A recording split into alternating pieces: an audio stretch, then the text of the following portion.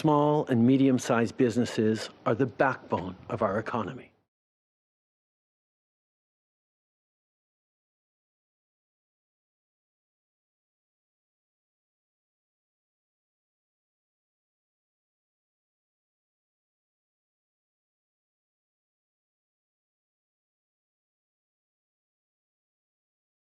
Welcome to The Backbone. We've got a three-part mini-series with the accounting firm NKPG, Norgaard Kratofil Professional Group.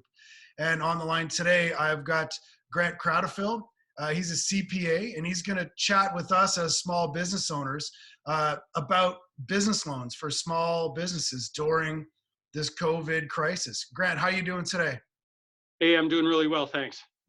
So I know that the very cool thing that you guys are doing is you've developed a task force where there's at least 3 people touching on 3 specialties, and we're going to be speaking with Chantal and with Daryl, other accountants in your firm later on today. But for now, let's chat with you about loans. So I know as a small business owner, I'm looking at it going, man, you know, I obviously getting the pinch from my customers just not coming in. I'm fortunate enough to be one of the businesses that's still open, but I can look at my landlords and going, holy cow, they're getting pinched from the top. So what programs are out there in terms of loans through banks? Tell us if they're backed by the government. How do we go about applying for them? So, maybe I'll get you to start off with, with what you've heard about what's out there, what's available. Yeah, sure. So I'm sure many people are aware of some of the new government-sponsored programs. The most sort of prominent one that we're hearing about is this Canada Emergency Business Account, and this is a short-term loan for $40,000, of which 25% of it is forgivable if it's repaid within a certain amount of time. And so that may be something that would be of interest to a lot of small business people who've been affected by the COVID virus. And the process for getting registered for this is just getting going right now. So we'll see how practically efficient the online systems are going to be through the banks. This is something that you would apply through the bank, your primary financial institution, and it'll most likely be fully automated, an online process. And so let me jump in there, Grant, real quick. So I'm a small business owner. Even though the regulations and the rules aren't specifically laid out, what can you anticipate a banker is going to want to see from me? Yeah, okay. So I think there's, for this CEBA loan, which is the Canadian Emergency Business Account, really all you need to be able to demonstrate is that you have payroll within a certain limit. And so you'll need to show your T4 return for the 2019 calendar year. So if you have actually paid wages of $50,000 or up to $1 million to your staff, that is one of the qualifications. So you'll need that. You'll need to be an existing client of a bank. You'll need to have a business account, and probably you'll have to make some sort of attestation that you're going to be using this money for funding operating costs. Right. I mean, that does make sense. It seems like it's this is all new. All of it is truly unprecedented. The notion that a business can apply for and receive a $40,000 loan just based on the fact that they've got payroll. I mean, that on the one hand, it's terrific, but on the other hand, man, it paints a grim picture, because if the government is saying we're willing to give all of these businesses a loan, not give it to them, we're all going to have to pay it back. We all will have to pay the piper, as it were. But it's something where 40 grand is going to have to really be used to spread it out over time to pay business expenses. Yeah, and you may different clients will may find that this be helpful, or maybe not. There's a lot of people that aren't going to qualify. We've got a lot of small business clients, for example, that don't pay wages. They've decided to pay compensation to the owner manager as dividends instead. And so this is not going to address that type of business owner who is not paying himself through wages. Maybe you're a slightly bigger small company and your payroll is more than $1 million. It doesn't take much to get over $1 million. You're not going to be eligible for that either. So it's a good program, but you have to make sure that you fit within the crosshairs here. And I think they're trying to aim at the small, businesses like restaurants that may have 5 to 15 employees. They'll clearly be eligible, and other storefront type shops. Yeah, more or less Main Street businesses, right? People like ours, who, we've got the non-toxic dry cleaning, liquor stores, convenience stores, that kind of thing. That's right. Yeah, and so that's kind of the entry level program. Now the BDC has had some existing bridge financing and working capital financing programs that have been available.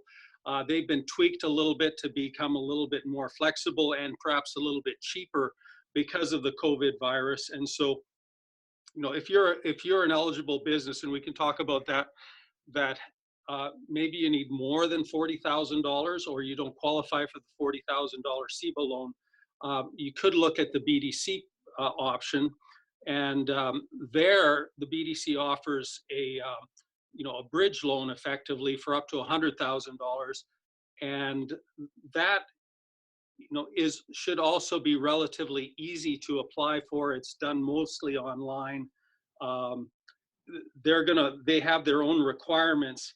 You need to have been an existing viable business for a couple of years. You need to be sort of a clean business, and not clean in the way of environmentally friendly cleaning type of program, but clean as in not into bad things, and bad things would include alcohol or cannabis, maybe dealing with bad countries or supporting bad things like promoting discrimination based on race, gender, sex, religion, that sort of thing. And there's a number of other criteria that the BDC has, but you could make an online application to the BDC to get up to $100,000, and the terms are relatively favorable there as well. And the interest rate, I think, is 1.75 below their floating base rate, so it's about 2.8%, with some interest-free options, and then some relatively flexible payback options. So now the BDC, are you applying directly to them through their website, or is it, again, are they backing, like the government backing my primary bank, who would be? This one in particular is actually, you would be applying to BDC. It's a little bit confusing because the government has, in their online publications, and are talking about a co-lending arrangement where the BDC is supporting government funding to find your primary financial institution on larger loans up to $6.25 million. There's been very little that we've seen yet that provides any detail on how you would qualify for that higher level of co-lending or arrangement, but the BDC have these other specific options that are available and worth looking at if you feel that you need something relatively quickly, and but you need more than the $40,000 CPA loan. So the BDC has two offerings. One is their kind of bridge financing option, which is a substantially online application. And then their second option, if you need a little bit more than $100,000, which is the limit for their bridge financing, they have a working capital loan opportunity of up to $2 million. And that involves a more comprehensive written application. And we have information on that and can provide that if people are looking for detailed information on how to do that. And you'll have to provide financial statements and how you've been affected by COVID. How much has your business been affected, like completely shut down or partially shut down? What are your fixed costs? Those types of things. Let's see a cash flow statement. So it's a formal process, but again, some favorable payback opportunities, some interest only periods, and then kind of pay out over 3 to 5 years. It's an interesting thing, because looking at it and saying, all right, well, we've got this downtime, and for us, our business is down 90%. One of the first of these in the series that we did with these Backbone podcasts, I talked about how the hotels were still open, and at that time they were. Well, about 3 days later, I got a call saying they're shut down. So our business literally over the counter is down. The hotels are gone away, our commercial accounts. So, we're sitting at about 10% of what we normally do. And we still have to meet certain obligations. There's renovations that we're doing internally. So getting, we still have to go out and we still have to get loans for these things. But I was wondering if, I don't even know if this is a question really, but what would you advise people if they're looking at a small business and they're on the cusp? Maybe they're a functional, viable business when they're a mom and pop shop, Main Street business, day to day moving forward. But at what point do you say, what, it's just not worth getting more debt? I think that's really a question you have to look at carefully, and everybody's going to have to look at it is it worth going into more debt? Because the BDC loans are going to have to fully be repaid. So this is really, just a bridge to get you through hopefully the next 3 to 6 months. We don't even know how long this is going to be. And, the only debt forgiveness that we're seeing is 25% of the CPA loan. If you repay it by the time frame by the end of 2022, you have to pay back 75%.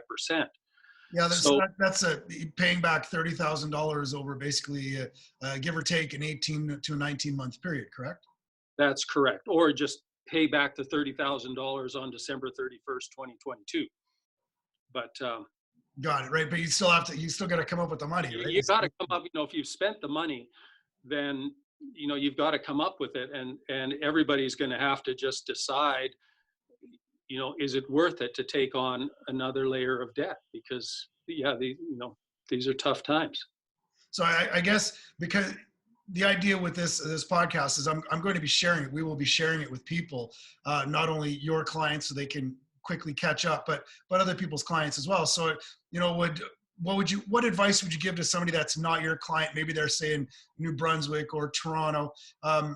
First call would be maybe call the accountant, see where they're at.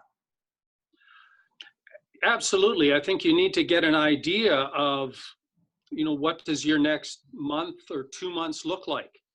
And how much will you need to get you through that period of time? And is it worth it? And hopefully the answer is yes.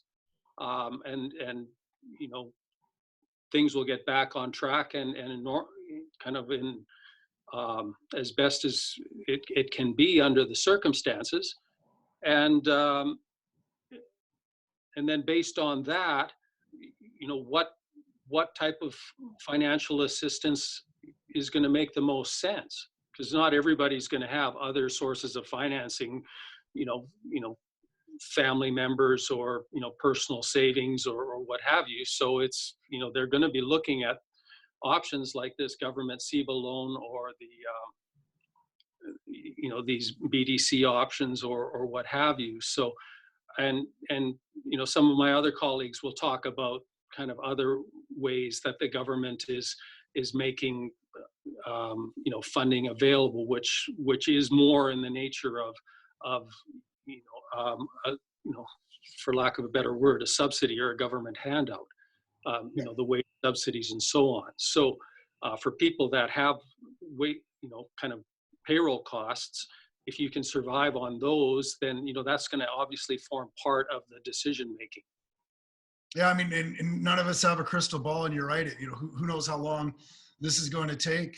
But I think on that note, Grant, I want to thank you. And I think what we'll do is we'll literally move on, and I'll speak to one of the other members of your team. This task force you guys have created, I think it's a fabulous idea and extremely helpful. And thank you for your time, Grant. I appreciate it. Okay, we're happy to help. Thanks.